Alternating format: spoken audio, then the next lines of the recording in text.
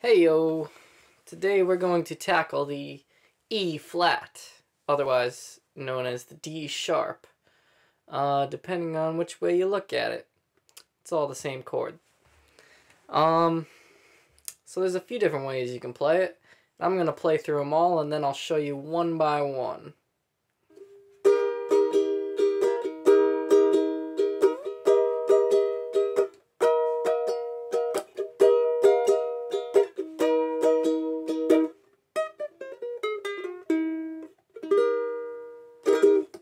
Okay, so the first and the easiest way, you take two fingers, maybe you glue your pinky and you glue your ring finger together, and you put them right here on the 3rd fret on the two middle strings. That's this string and this string. And with your pointer finger on the 1st fret on the bottom string, you just put it right there, like that. See, we got this fret, this finger on the bottom string on the 1st fret. We got this finger on the 3rd fret with this finger right underneath it.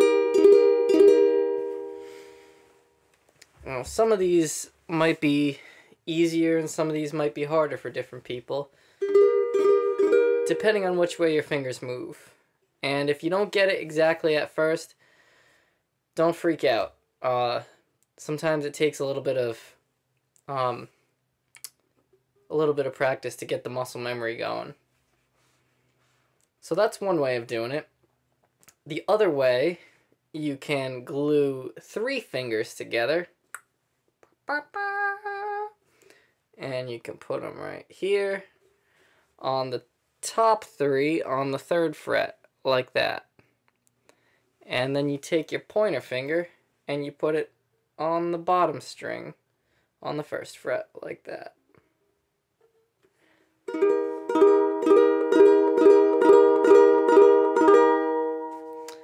I typically don't play it like this.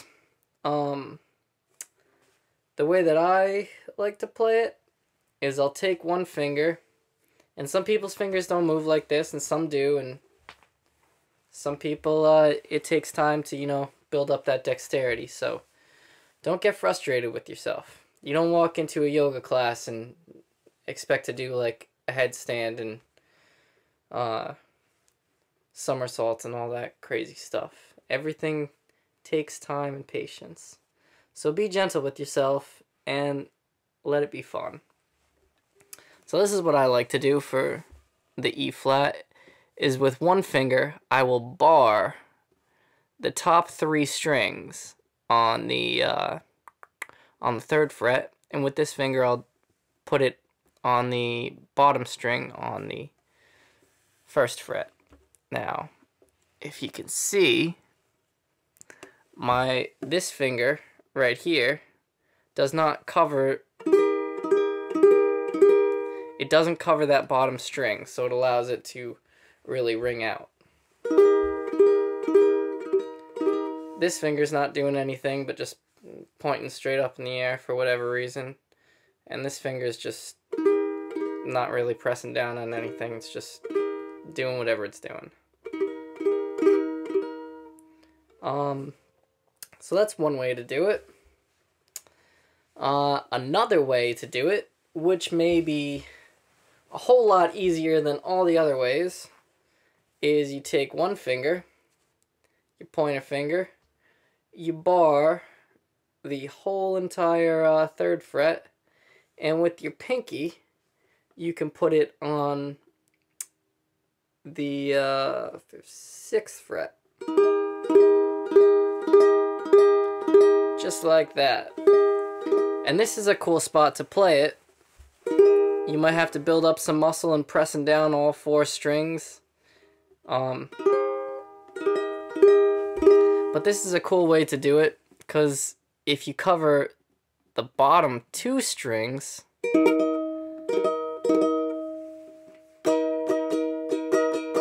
you get like a E flat 5th, or It's called a power chord. And it has more of a, like, fuller, droney kind of resonance sound.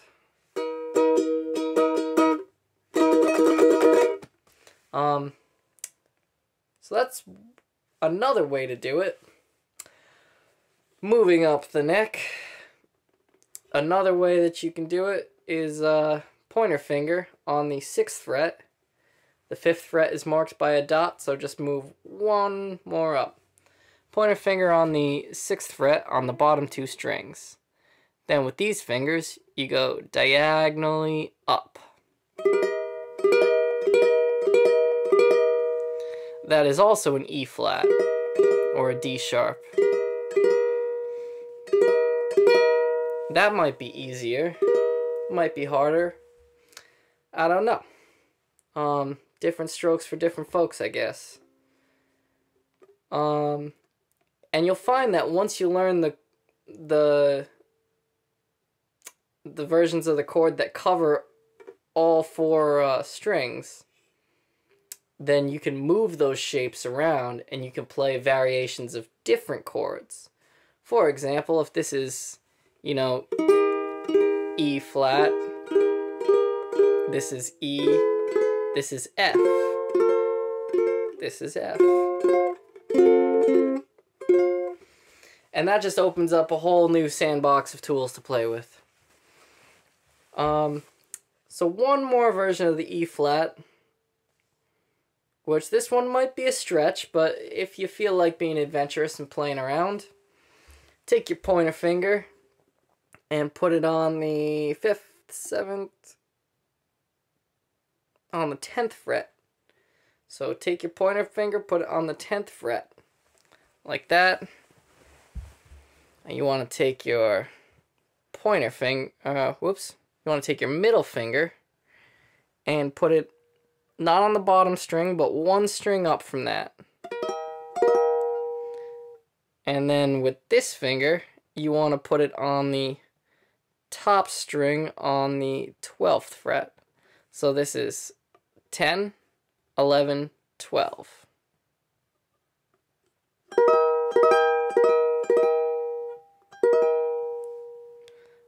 And if you can't get, you know, this finger down in time, you know, maybe you're still getting, trying to, you know, work up to that.